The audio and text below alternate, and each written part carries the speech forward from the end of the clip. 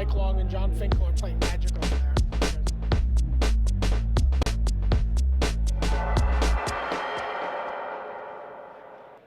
Hello and welcome to the Tournament Center. Randy Bueller here with Brian David Marshall. Day 2 of the 2008 Magic the Gathering World Championships is in the books. It was the draft day, and Irvin Tormos sits all by himself in first place. He's the only 11-1 player in the field. 6-0 draft. Now, this is a guy, he's not maybe a household name for people who watch Magic, but he's got 2 top 8s already. Right, we saw him, we watched him draft in Geneva. Yeah. And he is someone who, he came into this tournament, he said, you know, if I'm going to get a good start on next year, I got to win Worlds. That's what's going to get me going next year. And this is what he said to people before the tournament. He said, you know, he's like, I need a boost. Nice. So he's motivated. Yeah, it would be an awesome top 8 if the tournament was ending right now. I'm ready to cut. You're ready to cut Masashi Oiso would be in the top 8 right now. Japanese national team member, vowed to bring that team title back to his home country. He's sitting on 10-2, 30 points. Japan is in 5th place in the team competition, so he is working, but they can't seem to win any of the team constructed matches. They actually have the most points of any team in the individual portion, but they went 0-1-1 in those 2 team constructed rounds. They need to win the team rounds tomorrow morning if they're going to be playing on Sunday. Right, yeah, they're sitting in 5th, and it's almost entirely individual points. Yeah, they've got 1 draw, and that's it. You know, whereas you look at a team like in first place that has a nice even mix of 5 and 5, 5 and 6, and 6 and 6, and 9 and 3. The top 4 teams in the team competition, Ukraine has the lead. Not something that anybody was expecting. Right on their heels, 3 points back, the United States, the team everybody was expecting to be right there. They're right there. South Korea and Malaysia, the surprising 3-4. Terry So, someone we've seen in a couple of top 8s coming up. Have you seen a team competition this close before? I don't remember. It feels like every time we go to Worlds, at the end of day 2, we got a couple rounds to go, there's one team that just is far and away. Usually. Far and away, so far ahead that they can almost even determine who they play. Right. You know, by who they, you know, draw with or not. And it's not like that. This is, everyone's playing for the next couple rounds because it's that tight. You've got 84 points, 81 points, 78 points, 76 points. 75, 75, 75. Yeah, and it just keeps going. So now, the way the team's going to wrap up, they're all going to play 2 rounds of team constructed in the morning, Saturday morning.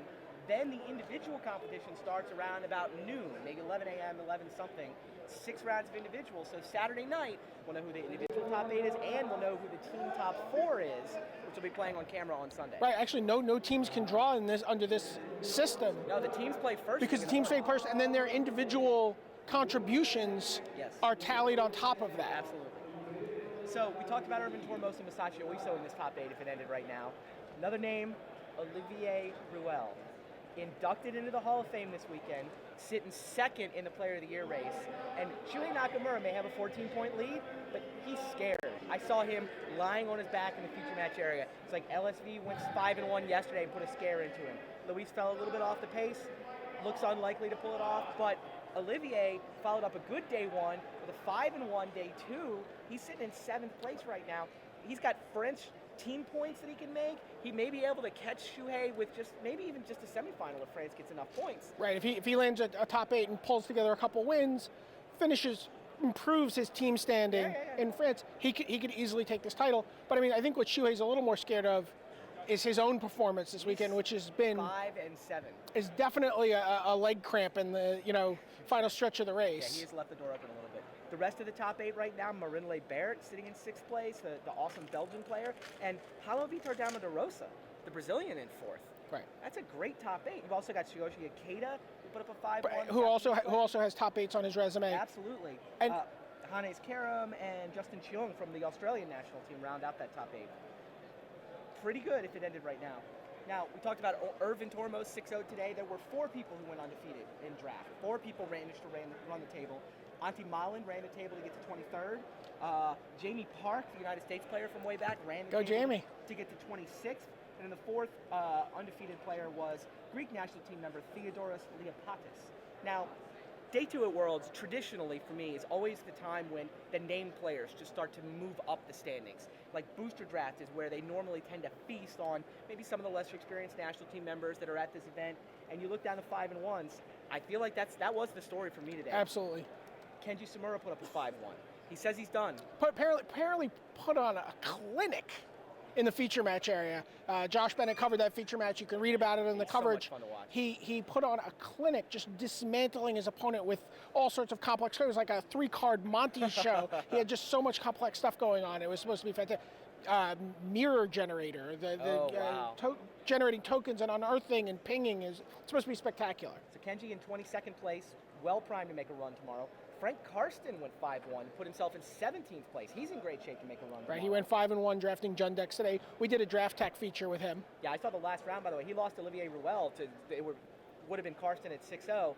Olivier, kid you not, Gust Rider exuberant.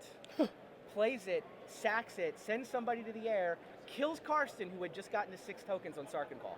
The Dragons were coming out next turn. Olivier, Gust Rider exuberant, I think he had 2 in that deck. Olivier's got a little bit of a different take on this format. He's fun to watch. He had just insane green-white aggro beatdown deck. Just, Nacatls and Squires. Really, really tight deck. But I guess Gust Rider exuberant apparently is what you want. Also 5-1, another solid day for Martin Juza. Martin Juza sitting in 18th place. Top 8 in Berlin, looking to go back-to-back for him. And we talked about Ikeda, Damaderosa, Ruel, Lebert. You got all these names that had a great day today. If you're all these players, though, sitting up at the top of the standings, you're going into extended. Do you have to be worried about a couple of players who are fresh off of top 8s in Berlin? That's a good point. Mate Zadelkai is sitting pretty to make an extended run. And Martin Juza looking to build to his already very impressive resume, look to get his second top 8 in quick order. It's the same format from Berlin. Same format. These guys know the cards, they know the interactions. Even if people are playing elves, do they understand how to play elves? Right. People are picking the deck up.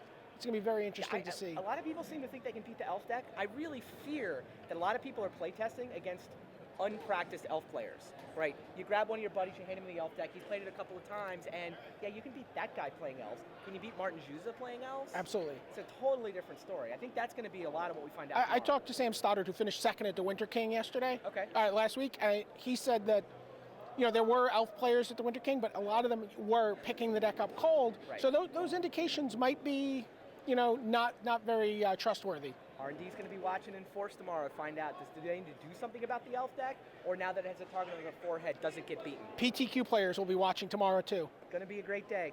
Day 3 at Worlds will determine a lot. It'll determine the top 8. It'll determine the team top 4. It'll determine the fate of Extended for the PTQ season. Could determine the player of the year. Could determine the rookie of the year. The player of the year and the rookie of the year. Keep your browser tuned. Lots going on here from Memphis.